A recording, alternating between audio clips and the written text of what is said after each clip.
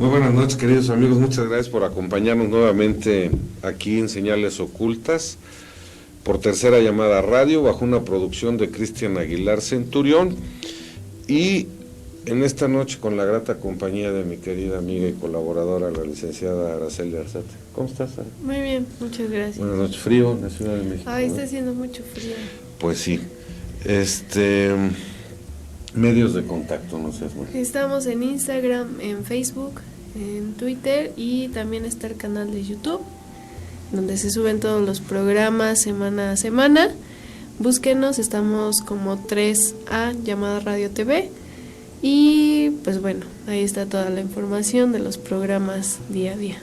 Sí, y ahí podrán encontrar todos los videos que se realizan en esta institución. Un caluroso saludo a nuestros amigos que nos siguen a través de iVox.com allá en España. Muchísimas gracias por dedicarnos su tiempo. Un saludo muy cordial a Punta del Este allá en Uruguay, a Perú, nuestro querido amigo Michel, que el día de hoy andaremos analizando su territorio. Y en los controles y en la producción, nuestro querido amigo Cristian Aguilar. Así es. El tema del día de hoy, ¿qué te parece? Está interesante. Mucho.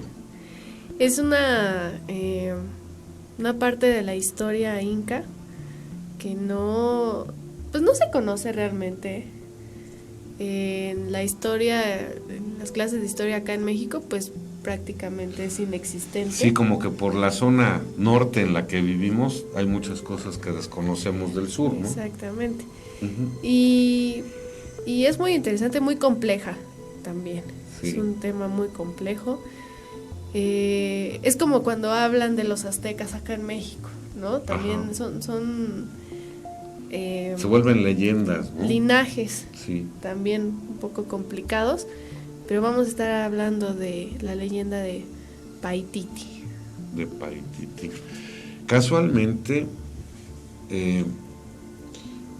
vamos a analizar y se van a dar ustedes cuenta en la narración que iremos haciendo, que a lo largo del continente americano, pero en el sur, iremos haciendo un recorrido de túneles, de cuevas y hábitats subterráneos que han servido desde hace muchos años como refugio de civilizaciones, pero también dicen algunas leyendas que como el inicio de las mismas culturas, civilizaciones en algunos lugares. Se habla de que en esos túneles habitan los hermanos blancos que lo saben todo. ¿En serio? Entonces, hemos venido haciendo recorridos, ya pasamos por Acacor, después la Cueva de los Tallos, hoy nos vamos a Paititi, y a ver después hacia dónde nos lleva esta aventura superficial que se convierte en subterránea. Así es. Bueno, pues ¿qué les parece? Sin más preámbulos, comenzamos. Ok. La leyenda de Paititi surge en la época inca, donde dice que existía una ciudad que había sido fundada por Incari, el mítico fundador del imperio inca. Se cuenta que esta ciudad está construida totalmente de oro macizo y en medio tiene una laguna donde los incas lo llenaron de oro en polvo. Aquí otra vez empieza esto, ¿no? Ahorita hacemos esos comentarios. Y con metales preciosos. Se dice que se encuentra escondida en alguna parte de la selva tropical del sureste del Perú, al norte de Bolivia y al sureste de Brasil. Y volvemos a las coincidencias de esa frontera amazónica, ¿no?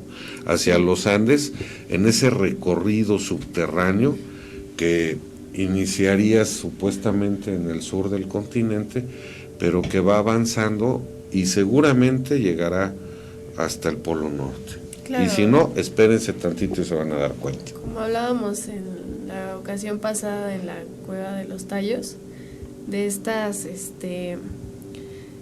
caminos subterráneos que se van o que salen o que tienen una salida, una entrada del otro lado incluso del país, ¿no? Sí. Del territorio. Muy interesante. Todavía hace poco tiempo, esta era una leyenda que se contaba de generación en generación, pero con el descubrimiento, fíjense, con el descubrimiento de un documento en el Vaticano, Sí. donde se hacía referencia a este lugar y a su posible localización, se pone en evidencia y se creó el interés de que esta leyenda fuera una realidad. Bueno, muchos exploradores y buscadores de tesoros, como siempre la ambición, han gastado todos los años de su vida tratando de encontrar este lugar. Sin embargo, en esa meseta se han reportado numerosas expediciones que han sido desaparecidas. Hay perturbaciones electromagnéticas en los instrumentos que llevan. Hablan de apariciones de luces repentinas, que hay ruidos extraordinarios que parecen surgir del piso. Ay, qué miedo.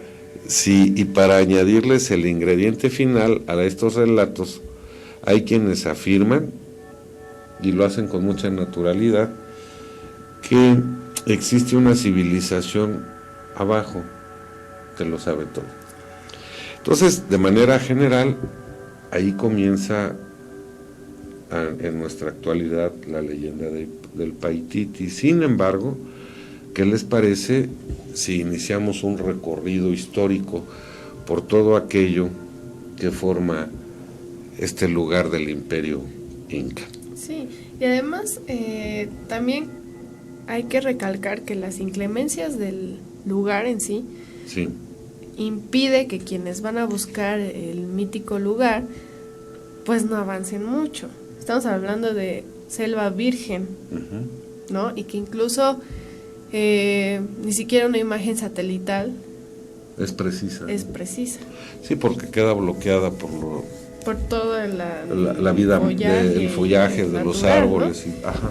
Entonces, eso es muy misterioso, muy mítico, porque no saben realmente a dónde se dirigen. Incluso hay una expedición que siguen las marcas pintadas por el antiguo Imperio Inca en piedras. Sí.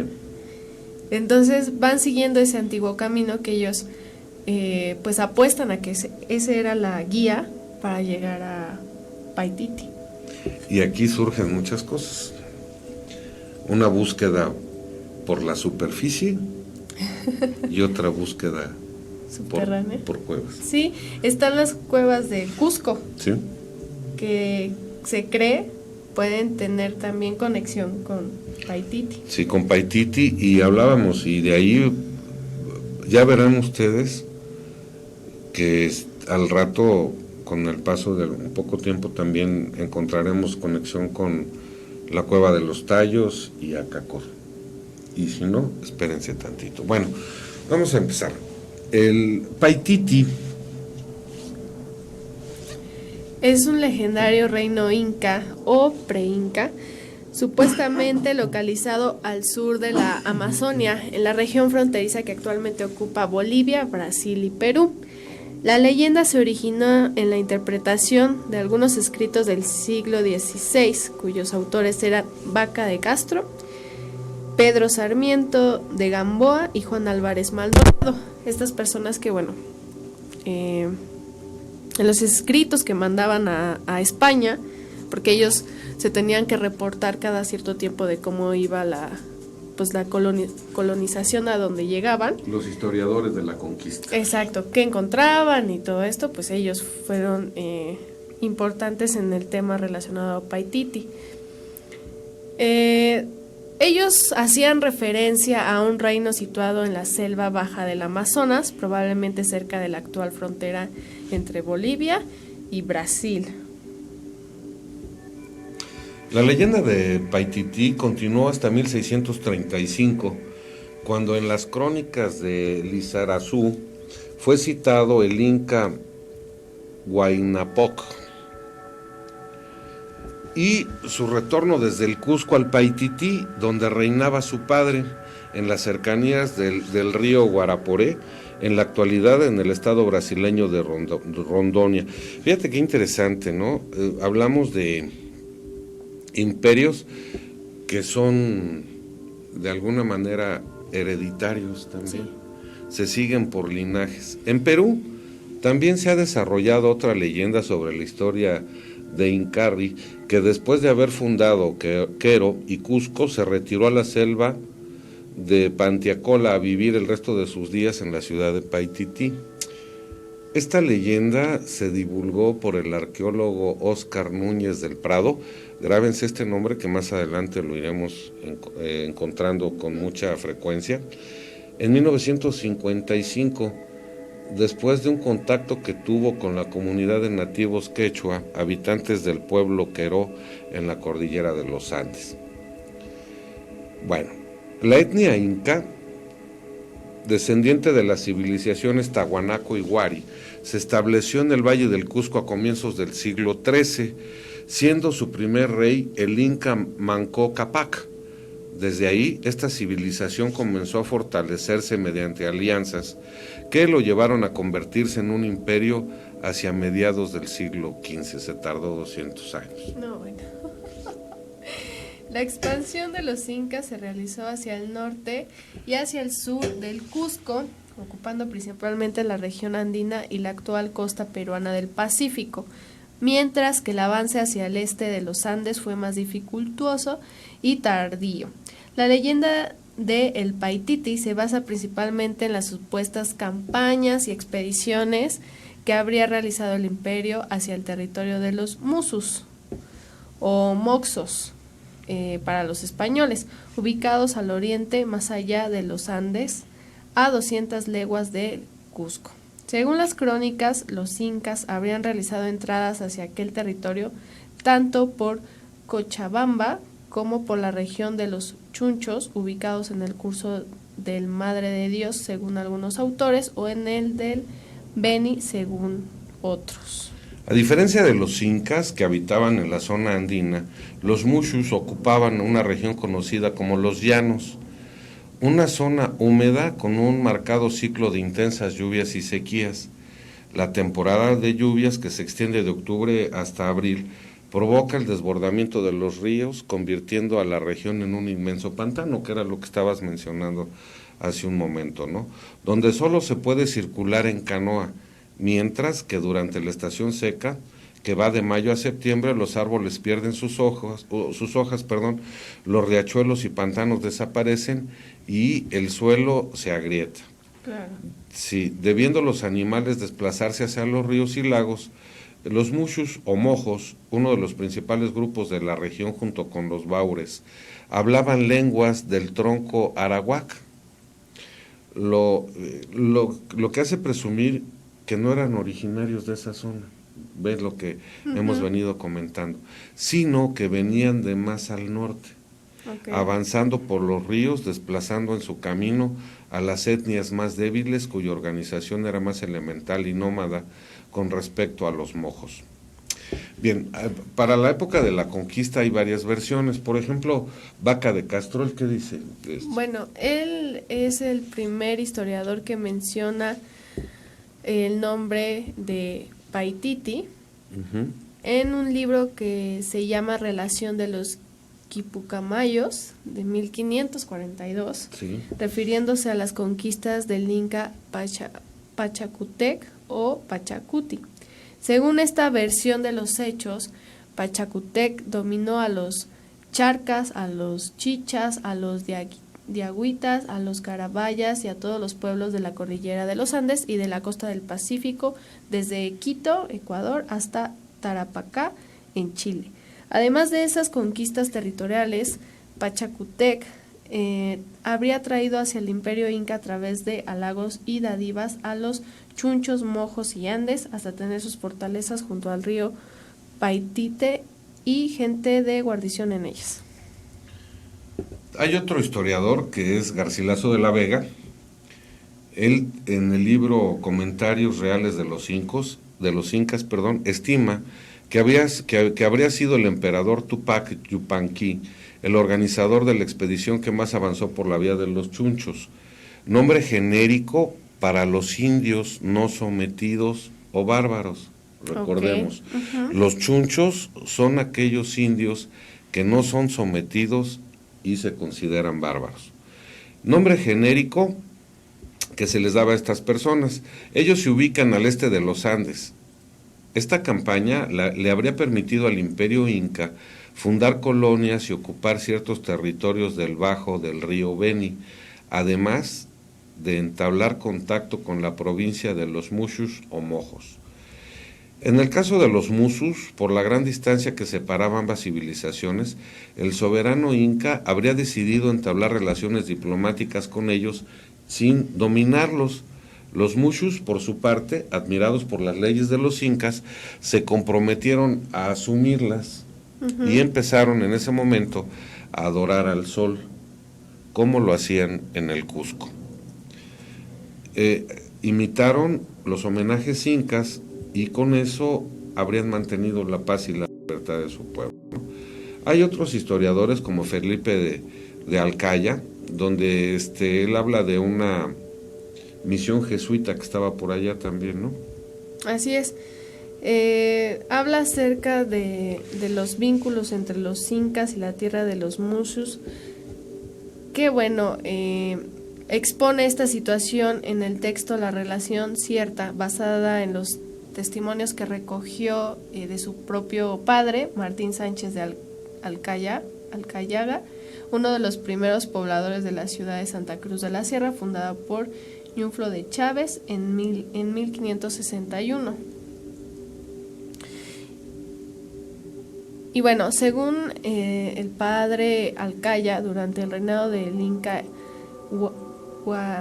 Huayna Cápac, 3 parientes suyos emprendieron avanzadas hacia el este de Cusco con el derecho de convertirse en reyes de las provincias que lograron conquistar, aunque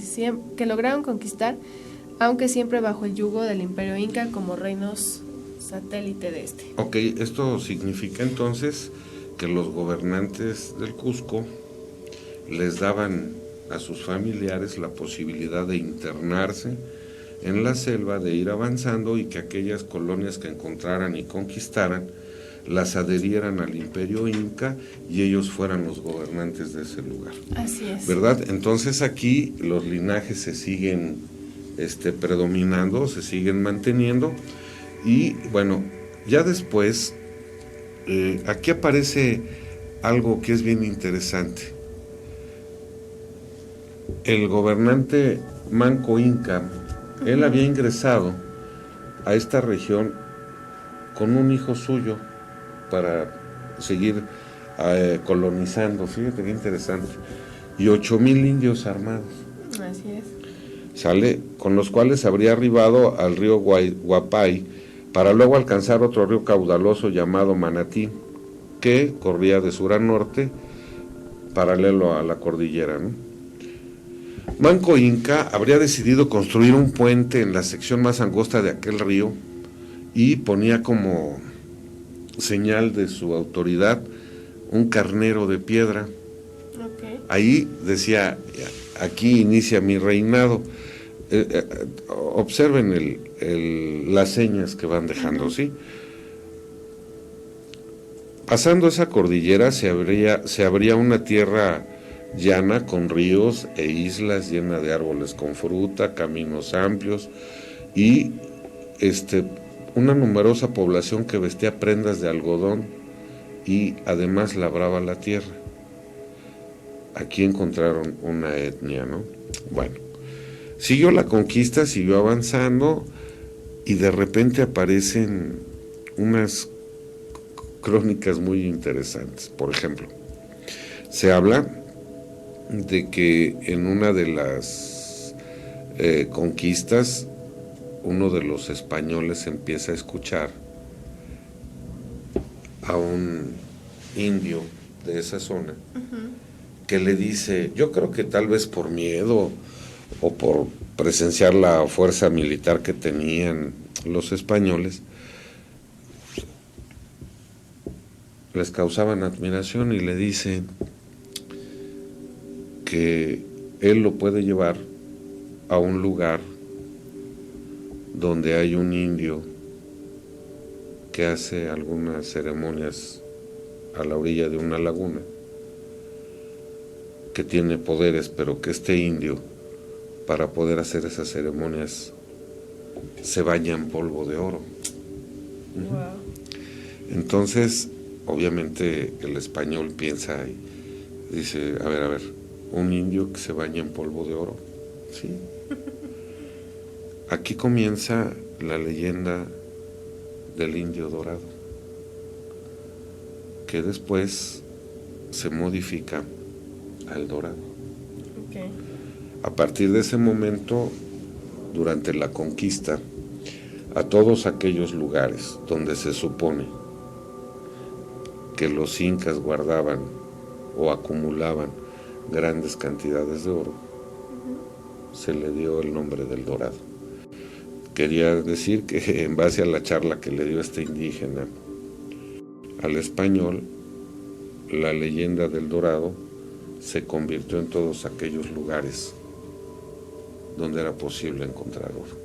Bueno, por eso se cree que hay dorados en Perú, en Bolivia, En la parte de Brasil también, en Brasil, ¿no? Ajá, porque esa leyenda, Ecuador. porque esa leyenda se extendió. No, y aparte la fiebre y la enfermedad de los españoles por el oro, Sí, ¿no? Que no, bueno, realmente la conquista de Sudamérica, pues obviamente todo el robo de la del oro, ¿no? También aquí en México sufrimos de eso. sí. Ahora, aquí, pues igual que nos tocó verlo con Hernán Cortés, etcétera, pues allá con Pizarro, ¿no? Sin embargo, mira, vamos a reflexionar esta situación. Los reyes, que en ese momento eran casi la autoridad máxima en el mundo, eran los que mandaban a los conquistadores por oro. Sí, y tierras. A cambio de tierras, ellos mandaban las riquezas del país, las riquezas minerales, el oro, la plata, el cobre, etcétera. Y me quedé pensando en la teoría Anunnaki. Por eso el oro era tan importante. Ahora bien, en concreto aquí en el Paititi, el padre Polentini, en su libro que se llama El Paititi, del descubrimiento al saqueo, él habla que los incas eran inmensamente ricos en oro porque estaban muy próximos a un volcán que al hacer erupción arrojó inmensas cantidades de oro. Wow. Y que eso les permitió pues tener acceso a ese metal y se las ingeniaron a través de ríos, etcétera, de acercarlo a donde lo pudieran tallar y labrar. Uh-huh. Sin embargo, como ha sucedido en todos los países del mundo, esa gran riqueza fue su mayor tragedia. Me comentaba mi productora hace un rato que Perú y Bolivia, a pesar de haber sido extremadamente ricos en eso, después de tenerlo, se convirtieron en extremadamente pobres, todas esas partes de sus países. Estoy haciendo producción que tenemos que ir a un corte. Perfecto. ¿Te parece? Esto es Señales Ocultas, continuamos en unos minutos, no se vaya. Tiene razón nuestro querido productor, ¿no? Porque sí sería oportuno comentar que nosotros somos muy respetuosos de todos nuestros queridos hermanos en todo el mundo. Esta es historia, está escrita, nosotros no nos referimos a ningún pueblo de manera despectiva, ni en América ni fuera de ella. Es simplemente pues lo que aconteció, ¿no? Uh-huh. Así es. Bueno, entonces se supone que ya cuando la conquista está en todo su apogeo y los incas ven que van a perder sus grandes templos de adoración al sol, comienza un éxodo quitando del Cusco todas aquellas reliquias que habían hecho en honor a los dioses en los que creyeran, ¿no? Claro.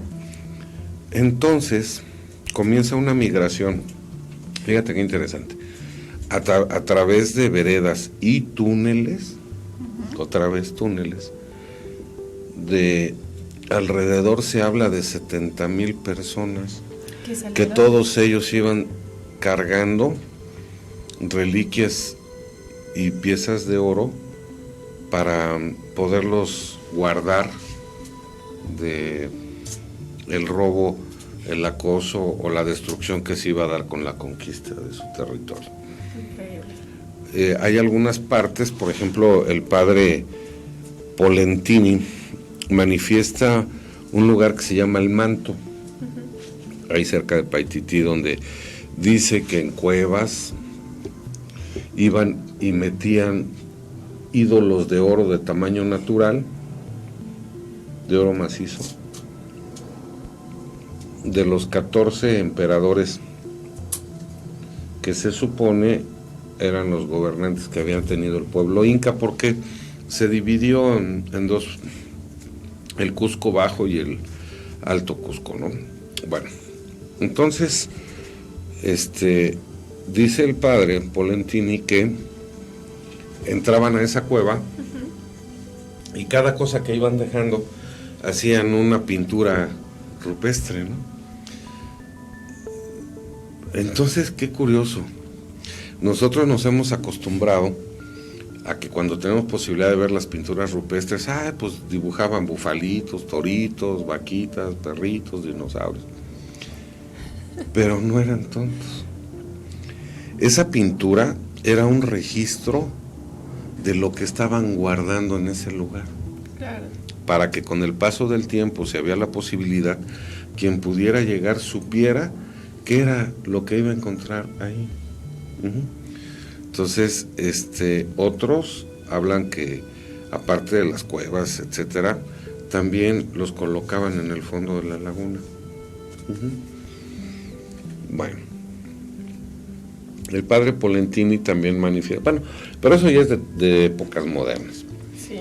¿Qué te parece si mientras tanto nos hablas, ya que pasaba por ahí de los 1580s y cosas así? Ya había pasado bastantes años y la gente que intentaba llegar y descubrir, imagínense cuántos años han pasado desde que se nombró por primera vez la ciudad. Sí, casi 500. Y sigue, hay muchas crónicas de sacerdotes los enigmas, claro, que van y buscan y hablan con las personas que son más allegadas al lugar y les cuentan acerca de lo que pueden encontrar, incluso les dicen cómo llegar. Sí. Pero nunca dan con el lugar, ¿no? Y en 1580 la compañía, una de las compañías jesuitas, la Compañía de Jesús, establece una residencia en Santa Cruz de la Sierra y su primer misionero, el padre Diego Samaniego, expresaba en una carta de 1585, o sea, 5 años después, su convicción de que aquella tierra era puerta para los grandes reinos del Paitití. Sí. A mediados del siglo XVII, las conquistas militares, ya estamos hablando ahora de conquistas militares, sí. O sea, compañías más grandes hacia los llanos de Mojos ya habían languidecido ante la falta de resultados concretos. Sin embargo, los jesuitas continuaron con su misión, ellos dicen misión evangelizadora. Ajá. Pero también creo que era un escudo el ir a predicar para averiguar qué más se ocultaba en esa región. Era para saquear en nombre de Dios. Fíjense qué interesante, ¿no? Se tomaba el nombre de Jesús para primero unificar el control religioso en todo el mundo civilizado. pero además también servía de pretexto para que los conquistadores tuvieran interés de emprender aventura en tierras lejanas a cambio de las riquezas que podían obtener en la conquista. Claro. Entonces, obviamente se sometieron a pueblos con una capacidad militar muy inferior, se destruyeron en aquel tiempo culturas milenarias que a estas alturas de la vida y de la civilización nos hubieran podido servir mucho para tener un concepto más amplio de lo que es vivir. Claro. No, y aparte, nunca se ha hablado de la enfermedad, quizás que, o vamos a llamarla enfermedad, pero de esa obsesión que tenían los pueblos indígenas por el oro. Ellos lo veían como una piedra preciosa que otorgaban al dios, ¿no? Uh-huh. A su dios. Pero nunca se ha hablado de que ellos mataran o se pelearan entre ellos por obtenerlo. Sí. Era algo que a ellos les gustaba encontrar. Era una piedra preciosa para ellos, ¿no? Como lo era también el jade, o sea, muchas cosas que encontraban y que lo convertían en una figura. Pero también servían de tributo. Claro. Por ejemplo, cuando eran conquistados tenían que entregar como tributo a su conquistador determinada cantidad de esos metales preciosos, piedras preciosas, en señal de obediencia. Sí, claro. Aquí lo interesante es que yo a lo que voy es que era más como una figura de cambio, uh-huh, como una moneda, que la propia riqueza, ¿no? Que el querer tenerlo todo, ¿no? Ajá. Mira, cuando estaba yo leyendo sobre el Paititi me quedé con esta reflexión. ¿Quién les enseñó a tener esas ideas? De que al Dios que creyeran lo tendrían que adorar, le tendrían que rendir tributo con oro, que la expresión máxima de la riqueza con la que se manifiesta la creencia hacia un Dios debe ser con oro. ¿Por qué no lo hicieron con piedras o con arbolitos o con ramitas? ¿Por qué necesariamente el oro? Bueno, es que no sé. Por ejemplo, de piedras sí hay. ¿Sí? Sí hay piedras grabadas. Preciosas. Ok, sí. Pero me refiero a la piedra en la piedra gris, ¿no? Que te encuentras en la calle. Sí hay. Sí. Pero pues sí es interesante. Yo creo de primera mano pues porque brillaba, porque era algo. El cuarzo también brilla. Era algo diferente. No sé, quién sabe quién es. O sea, está interesante, ¿no, señor productor? ¿De dónde adquiere el hombre ese interés por el oro? Por el oro. Y si se fijan ustedes, es en todo el mundo. Ahora, en Paititi, según el padre Polentini, lo que sucede es que la explosión de ese volcán arroja inmensas cantidades de oro al exterior. Pero ¿quién les dijo? Tienes que adorarme con oro. El color del sol. Sí, la luz, o sea, algo, el hombre recibió ese mensaje en algún momento de su historia. Y le dio valor. Sí, se le enseñó y el hombre le dio el valor y asumió la instrucción, ¿verdad? Y pues para desgracia de los que en su hábitat había oro, que fíjate, era una ordenanza hacerlo de oro, y al hacerlo de oro se volvieron carnada para los que andaban buscando oro y que andaban buscando el oro para mandarlo a su rey que necesitaba oro. Está raro. Entonces aquí, por ejemplo, las teorías que hablan de la pulverización del oro y los Anunnakis reptilianos y todo, y de los cultos que se supone le dejan de herencia al hombre, pues comienzan por la explotación de ese metal, ¿no? Sí, Que necesitaban oro. Que necesitaban oro, lo siguen necesitando y lo seguirán necesitando, y en fechas actuales quién sabe dónde está el oro de todo el mundo. Por ahí hablan de la Reserva Federal en Estados Unidos, por ahí hablan de que en China, pero la riqueza, alguien le enseñó al ser humano que debe determinarse a través del oro. Pues sí.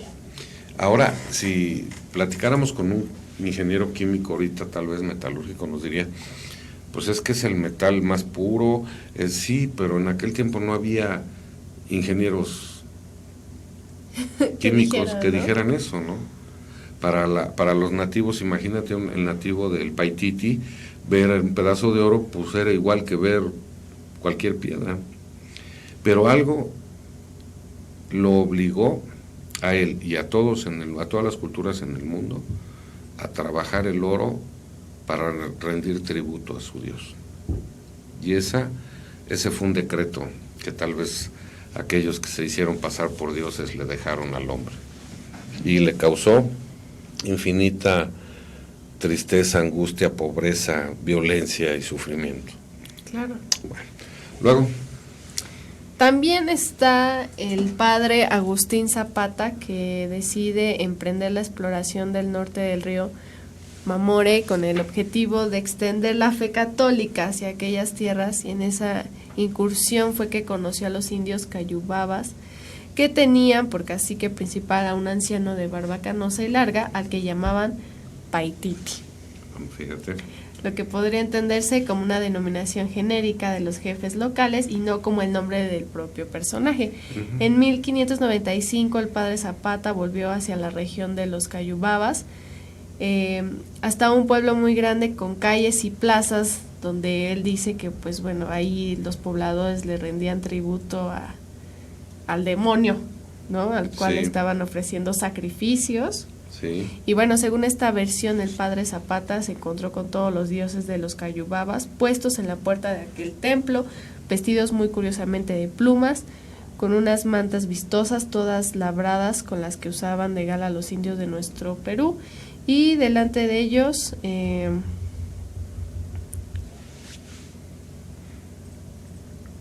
muchos cuartos de carne de ciervos, venados, conejos y avestruces puestos en sus palanganas, con una hoguera de fuego en el medio que continuamente ardían de día y de noche, y bueno, todo el pueblo alrededor del sacrificio. O sea, cuando él llegó a esa parte, pues obviamente... Le tocó presenciar los rituales de sacrificio. Y curiosamente llegaron e impusieron otro. Sí. Que, haz de cuenta, quitaron todos los rituales precolombinos, eran adoradores de los demonios, de Satanás, de Lucifer, etcétera, ¿no? Sí. Entonces los destruyen, los quiebran, los desaparecen en todas las culturas de nuestro continente, porque eran sacrificios de animales y sacrificios humanos. Los quitan, desaparecen, pero ponen otro, la Santa Inquisición, que se volvió igual una serie de rituales de sacrificios humanos que hacían y condicionaban al ser humano a una agonía espantosa y a tormentos inimaginables para sacarle al demonio. Claro. Entonces aquellos que tenían la desdicha de pasar por la Santa Inquisición, pues mejor los hubieran sacrificado en las pirámides, porque era más rápido y no era tan angustiante, tan doloroso y tan tormentoso como el sacrificio humano que también hizo la Santa Inquisición. Vamos a un corte y regresamos. No se vayan, estos señales ocultas. Estamos de regreso en Señales Ocultas por Tercera Llamada Radio. Queremos mandar 2 saludos, un abrazo y muchas gracias por estar escuchando el programa a Melito González y Carlos Torres. Melito González desde Panamá, que nos está escuchando allá, y Carlos Torres, dinos de dónde nos estás escuchando y viendo. Y pues bueno, dejen sus comentarios acerca de si este tema les parece interesante o si ustedes saben de otra ciudad subterránea. Ya irán saliendo. Muchas gracias, Melito, muchas gracias, Carlos, por dedicarnos su tiempo. Son ustedes muy gentiles. Bueno, entonces, ¿Qué sucede? El oro. En la Todo actualidad, ha sido por el oro. en la actualidad sigue siendo el motivo de muchas cosas, el motivo de mucha ambición, el motivo de muchas disputas, pero ¿dónde está ese oro? Bueno, ahora en la ¿Tú tienes actualidad... piezas de oro? No, Cada vez es menos, cada Es que vez ya- circula menos. ya es Antes había muy monedas de caro. oro, etc. Hoy es muy difícil, ¿verdad? Bueno, pero vamos a dejar eso por un... Es lo que iba a comentar. O sea, ahora ya la gente que hace las expediciones ya no es por ir a buscar el oro, ¿Al Paititi? ujú, Sí, sino todavía. por ir a encontrar de verdad dónde está el lugar. Porque con lo que usted, bueno, nos comentaba, o de hecho está como la noticia de que el oro que estaba ahí ya no está. Ahorita se los comentamos, sí. Ya no está. Pues ya que buscan, ¿no? Lo que Pues pasa- realmente ya es el lugar. Sí, lo que pasa es esto, mira. Se supone que ese volcán, cuando hace erupción, expulsa una cantidad impresionante de oro, pero por un costado de la colina también los incas empezaron a trabajar una mina. Ajá, y esa mina la explotaban y crearon todo un complejo de producción del oro. Vean esto, a ver, yo les quiero pedir que me ayuden a hacer una reflexión. Vamos a meternos un poco en la mentalidad de ese nativo del lugar. Ese nativo que tiene que comer, que tiene que vestir, que tiene que calzar.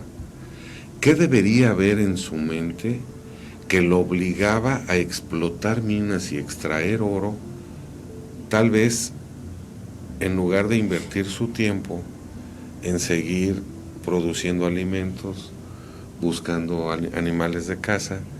¿Qué debió haber influido en su mente que lo desvió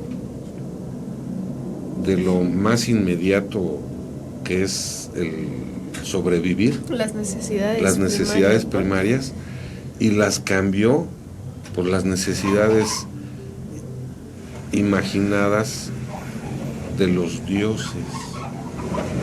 ¿Verdad? Bueno, está interesante. Está muy interesante. ¿Qué motivó al hombre a dirigir su pensamiento, a trabajar para sacar cosas, metales o lo que fuera, para adorar a los dioses y dejar de preocuparse por cultivar sus alimentos el mundo o dividirse en esos sectores? Y ahí ya crearon jerarquías. Eran más importantes aquellos que se dedicaban a explotar los recursos para rendir tributo a los dioses, que aquellos que se dedicaban a cultivar y a trabajar la tierra para darle de comer a su pueblo. Ay, eso suena a una cosa muy actual, de la cual los seres humanos no nos hemos podido desprender, ¿verdad? Bueno, entonces el Paititi, la leyenda del Dorado, muy interesante. Entonces surge porque le platican a este conquistador español que lo van a llevar a ver un señor, un nativo que hace cultos a los dioses, pero que cuando los hace se bañan polvo de oro, perdón, y despierta, pues es lo que venimos a buscar, la riqueza, bueno, y después... Pues bueno, ya, o sea, de verdad, porque hay varios relatos, obviamente, de toda la gente que se interesó por el lugar, ¿no? Algunos hacen referencia a que es un río, Sí. que es una mina, Sí. que es una ciudad perdida, que es una persona. Ajá. Entonces, que puede ser varias cosas en uno solo, Sí. o que incluso puede ser una ciudad que se dividió en varias, Ujú. que incluso Cusco también podría ser parte de eso. Es que hablábamos de eso, del Dorado o del Paititi. Pues se convierte en todo aquel lugar donde hay recursos de oro. Así es. Entonces, pues todos los conquistadores a buscar ese dorado, ese oro. Así Ahora, es. fíjate que también sería oportuno mencionar que cuando nosotros hacemos referencia a que en el nombre de Jesús, en el nombre de la evangelización, se cometieron 1000 atropellos, infinidad contra los nativos de este continente, no estamos de alguna manera generalizando que todas las compañías religiosas o todas las congregaciones que llegaron a la Nueva España lo hicieran, porque hay algunas que aportaron cosas muy buenas, que defendieron a los nativos de este continente. No nos referimos a ellas, nos referimos al objetivo. Claro. ¿Verdad? Así es. Tal vez los frailes que llegaban tenían toda la intención de evangelizar a aquellos que no creían en Jesús, que no profesaban la fe cristiana. Sin embargo, dentro del objetivo que era la conquista, sí se cometieron una serie de atrocidades usando la cruz de la iglesia como pretexto muchas veces. No hablamos de las congregaciones cristianas, hablamos nada más de los hechos que acontecieron. Bueno, para la actualidad, ¿qué crees? Todos esos lugares que se supone que son del Dorado, pero en especial el Paititi, el padre Polentini expone esto. Dice que él conoció, búsquenlo en YouTube, ojalá algún día tengamos oportunidad de platicar con este santo señor. Él dice que él conoció el lugar del Paititi, que conoció la mina, que conoció el volcán donde hizo explosión, que le interesó mucho la cultura inca porque él estaba encargado en una de esas misiones que hay. Pero que él notaba la codicia del ser humano, y es que volvemos a caer en lo mismo. Tenemos incrustado en la mente que el ser rico es el oro, ese tipo de riquezas. Claro. Y al permitir que invada nuestro pensamiento y nuestro espíritu, abandonamos lo que realmente nos hace extremadamente ricos. ¿Sí? Entonces, dice, narra el padre Polentini todo el proceso de extracción y de conducción del oro hasta los lugares donde se trabajaba por los incas, y él menciona que se modificó con el paso de los años, que las pinturas rupestres las dinamitaron, que muchas se perdieron, que fue un saqueo impresionante el que hubo en esa zona. Menciona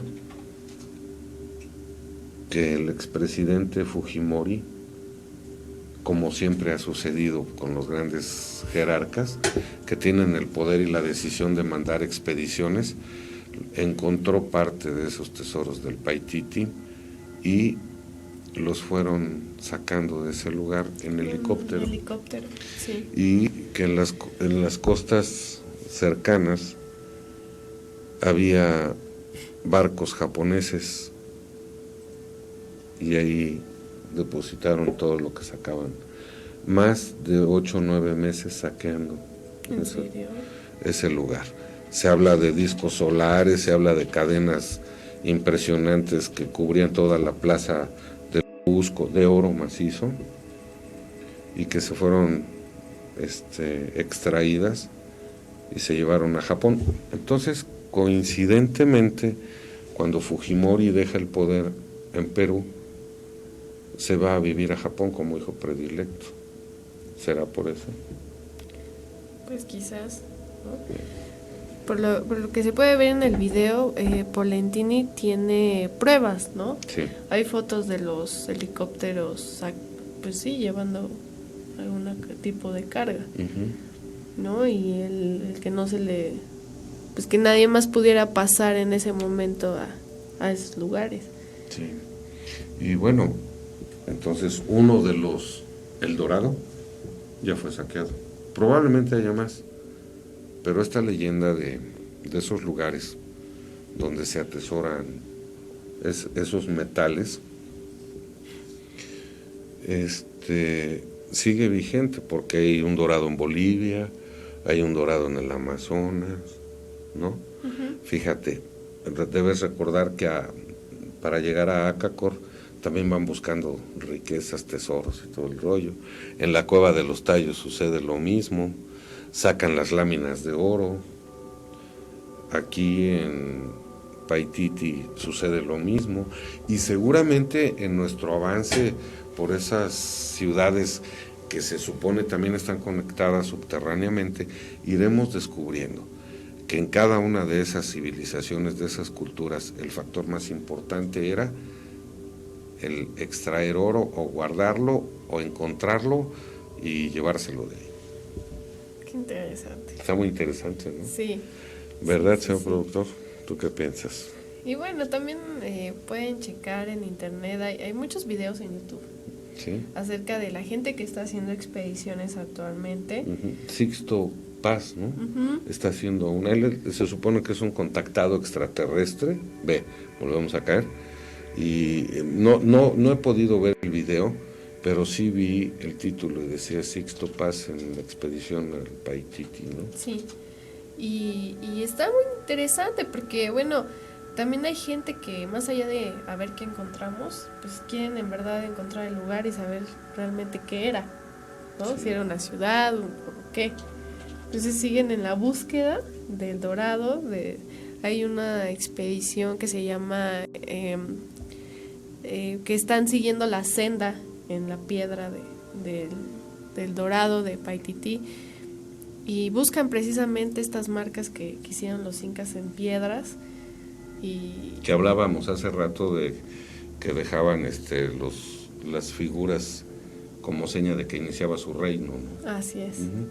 Entonces ellos siguen pues esa guía, ¿no? Una de tantas, ¿no? También hay señores que se meten a las cuevas de Cusco, te enseñan por dónde se entra y lo que puedes encontrar. Han encontrado momias, han encontrado cráneos, Sí. vasijas, o sea, infinidad de cosas que pues bueno, están ahí, ¿no? Y que tienen algún valor. Y te imaginas, seguramente, conforme avance la civilización y la tecnología, se irán descubriendo esas conexiones subterráneas, y donde todo esto sea verdad, y abajo de nosotros hayan otras civilizaciones, y que además seamos sus pollos y se alimenten de nosotros, Dios mío, yo no sé qué vamos a hacer y cómo nos vamos a arrepentir de todo el tiempo que hemos estado distraídos pensando en unas riquezas que no, en primer lugar, que no nos vamos a llevar cuando partamos de este lugar. Aquí se van a quedar. Uh-huh. Pero que sí nos distraen de lo que debe ser el objetivo principal de vivir. Sí, no, y además porque se gasta millones de dólares en mandar máquinas, por ejemplo, a Marte, uh-huh, ¿no? Y no se gasta la misma cantidad en mandar máquinas que exploren, sí, esas cuevas, esos túneles. Uh-huh. ¿Por qué no se hace eso, no? Es muy raro, sí, ¿no? Que estemos más interesados en ver qué hay afuera que hay adentro, ¿no? Que hay adentro. A veces, la verdad, yo tampoco quiero saber qué hay, pero no por otra cosa. Mira, ¿cómo se sentirá la humanidad el día que pueda darse cuenta y descubrir que ha sido engañada toda la vida? Pues no sé. Sí, entonces,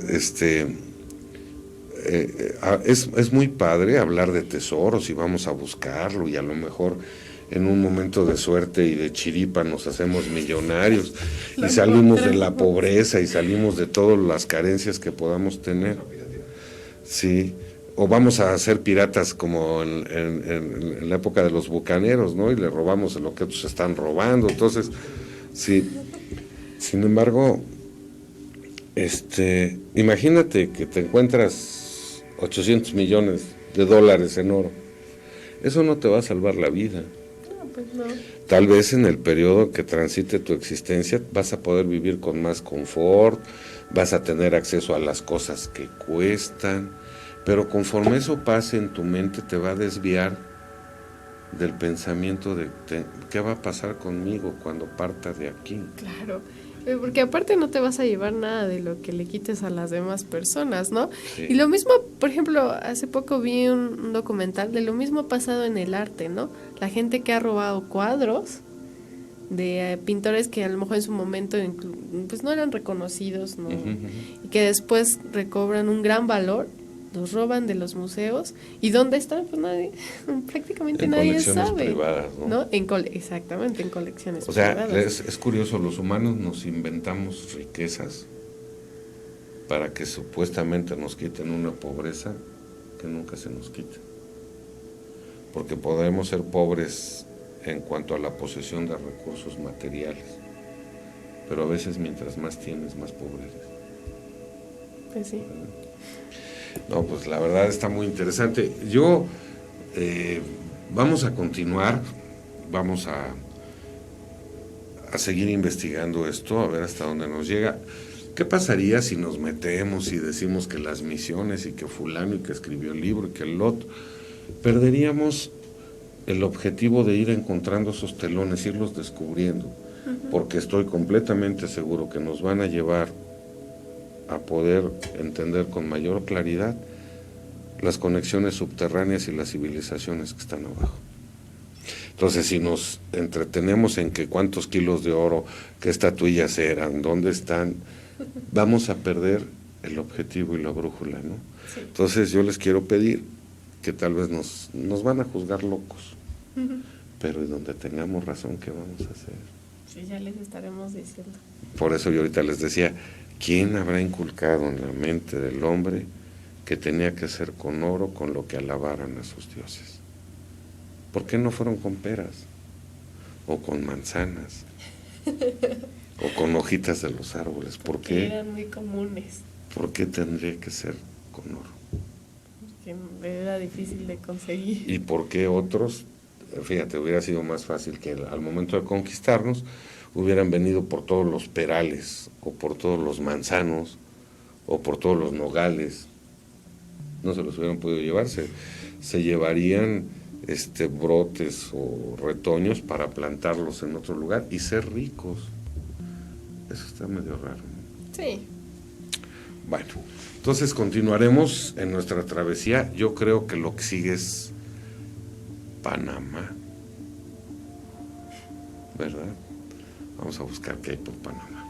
Bueno. En nuestro camino hacia el norte del continente, querido amigo Melito González, si tú sabes algo que suceda allá por tu país y nos lo quieres compartir, nos vas a ayudar mucho.